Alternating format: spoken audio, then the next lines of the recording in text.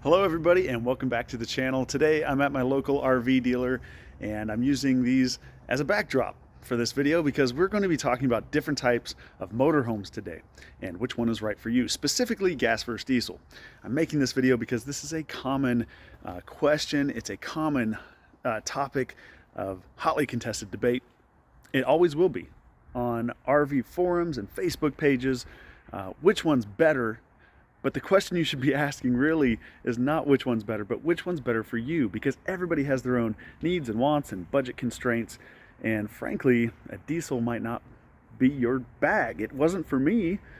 And I've been 2.5 years, 40,000 miles in our gas rig. It's been amazing. I'm going to explain to you why I made the decision that I did and why you should consider them as well, a gas over a diesel. I'm going to give you 5 reasons. They're in no particular order as to why a gas motorhome might be the right choice for you over a diesel. Now, the first thing to consider would be your budget. For some people, they go and buy a motorhome. Money's no object. I really envy that.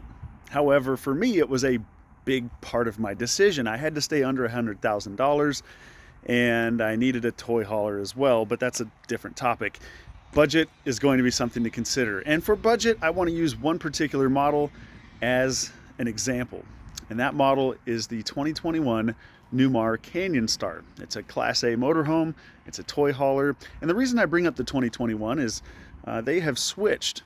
They've moved this RV from a traditional F53 Ford chassis with a Ford V10 to now a Freightliner chassis, which has a Cummins engine and Allison transmission.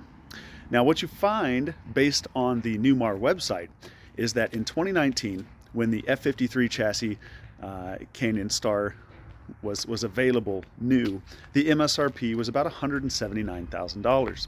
Now in 2021, the Freightliner chassis with the Cummins engine is $259,000 MSRP.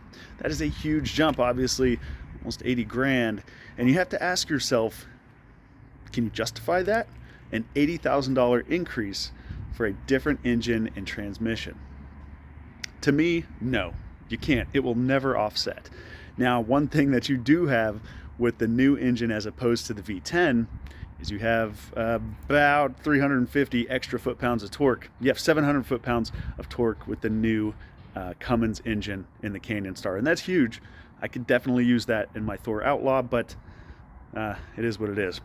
Cost is still a factor, and when you look at the diesel engines used compared to the gas models used, you're going to see that the diesels hold their value. So they start out higher and they hold their value more than the gas engine motorhomes. Just a factor to consider. For some, it's not a factor at all, but for many it is. I'm one of them. The second point I want to talk about is repairs. So let's talk about complexity, price, and logistics for repairs on these rigs. And we'll start first with complexity, because with a diesel, generally you're talking turbochargers, fuel systems that operate at a very high PSI. You're talking about high compression engines, and in some cases, like the newer models anyway, you're talking about DEF injection systems for emissions. And the DEF system is a whole other topic of discussion. A lot of times it's just a freaking nightmare. A V10 is just so much easier to deal with. You're talking about no turbochargers. It is a very simple machine, and in a lot of cases you can just get under it and work on it, which is really nice because that'll take us nicely into the next topic, which is the logistics of repair. And let's face it, a lot of times you're not going to be able to just drop your RV off for months at a time, especially if you're a full-timer, and especially if you travel as much as we do. Case in point, we have an extended warranty on our coach. I spent thousands of dollars last year just buying parts, and I spent many hours of my own time putting those parts on the rig, simply because I didn't have the time to leave it at a repair shop like this and wait months to get in and get the repairs done. So with that in mind, you're going to want a vehicle that is easy to repair, and Ford V10 is certainly that. I've done some how-to videos on, for instance, replacing the dipstick on a Ford V10 is pretty easy. That was still one of the harder things I did on it. I did a lot of other things, and I you know, as long as you have YouTube available and you're slightly handy, you can figure it out. But it's easy to do on a Ford V10, and everything's Ford, which is great. So if you can't do things yourself, maybe you will want to take it to a Ford dealership.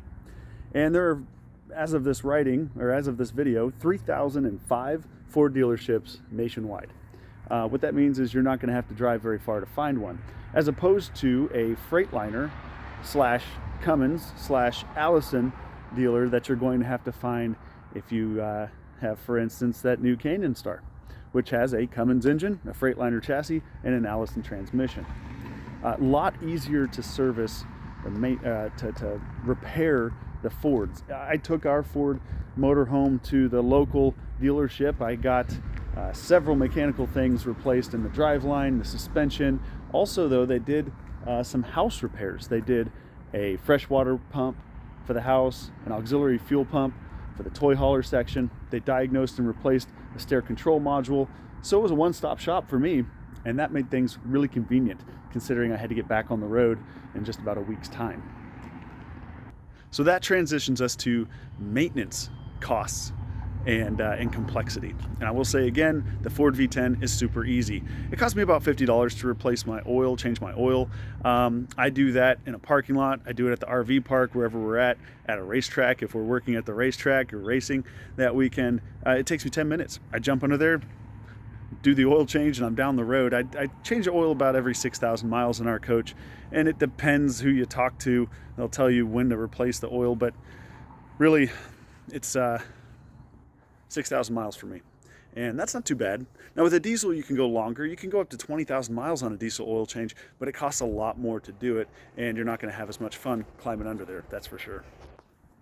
Other things to consider are brakes, suspension components, fuel filters. You don't want to change a diesel fuel filter. They're usually pretty easy to get to, but it is a messy, stinky job that you're going to want to pay somebody else to do in most cases. You need to do a fuel filter every 12,000 miles or 1 year on a diesel, as opposed to a gas where you can go 30, 40,000 miles in between fuel filters. Now, for the sake of discussion, I'm going to go ahead and include tires on the maintenance side. The tires on a diesel motorhome are generally more heavy duty than that on a gas. Now I'll show you some different tires here on some F53 chassis motorhomes. You can get much smaller and therefore inexpensive tires on some of these Ford V10 motorhomes, as opposed to the diesel pushers, which have very large, heavy duty, high ply tires on them. Now there's a reason for that. And the reason is also a benefit of diesel, and that is you have generally higher weight ratings and higher towing capacities on the diesels as opposed to the gas, and they need the tire that can do the job, of course. Whereas with the gas, weight ratings are lower. You're not going to be putting those tires to as hard a work. Therefore, you can, you can go with a little bit less tire. But when it comes time to replace these things, or even have them rotated and balanced, for instance, the tires on the gas motorhome are going to cost you less to replace and maintain. All right, now I was talking about fuel filters just a bit ago. How about we discuss fuel itself, the logistics, the cost of actually fueling up one of these motorhomes.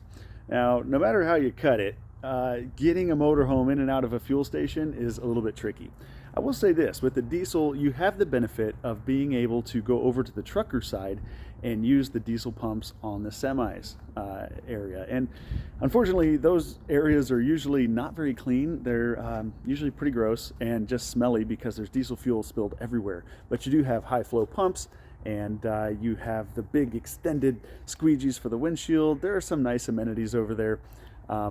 Plus, you don't have to deal with the cars. Fueling up at a gas station with a big 38-foot Class A gas motorhome can be a little bit daunting at times. You got to make sure that you plan your moves and you get in there and you get out easily. So there's a benefit there for diesel.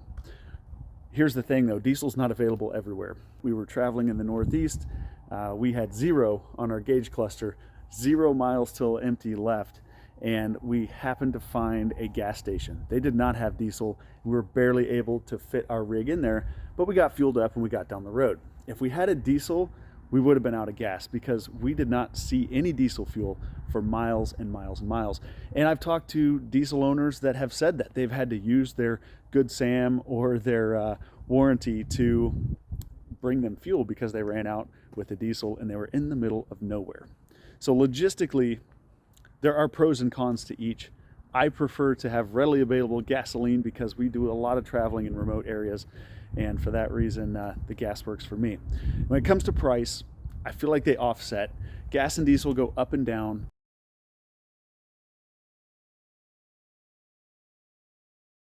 And in terms of economy, we get about 7 miles per gallon loaded to the max on our V10 Thor Outlaw. And you know what? When it comes to diesels, I hear 7 or 8 miles per gallon with the same type of loads. So it doesn't sound like there's any benefit in miles per gallon.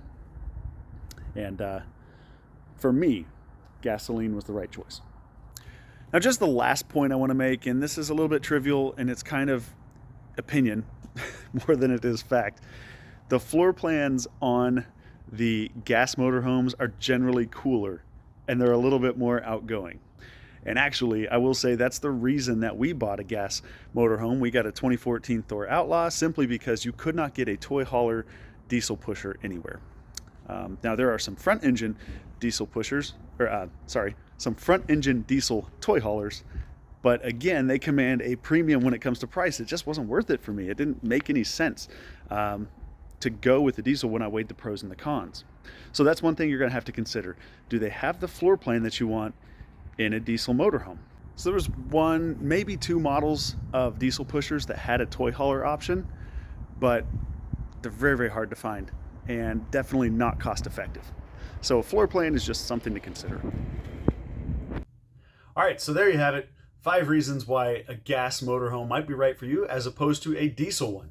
Now, obviously, I know there are a lot of benefits to diesels. That is a given.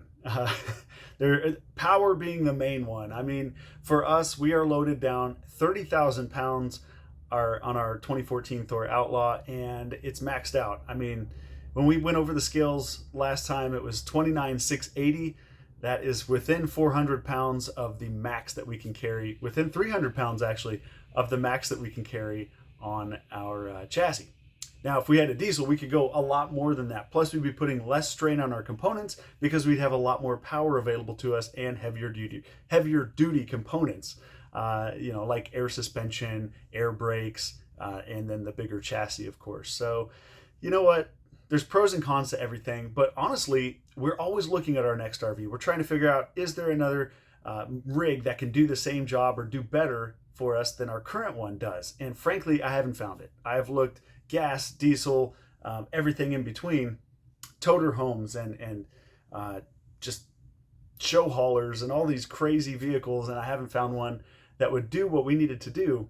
And plus, I got to keep the budget in mind, because not only the price to purchase, but also the price to maintain and repair, as we talked about.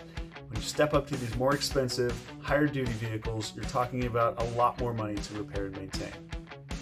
So with that, I want to leave this in your hands. You make the call and comment down below what you think is right for you and why. What vehicle, which motorhome did you purchase, gas or diesel? Why did you purchase it? And has it done you right? So, thank you everybody for watching. I hope this video was fun for you. Hope it stirs up some good discussion, and hopefully it ruffles some feathers too, because that's always fun. I'll see you in the next video, guys. Take care.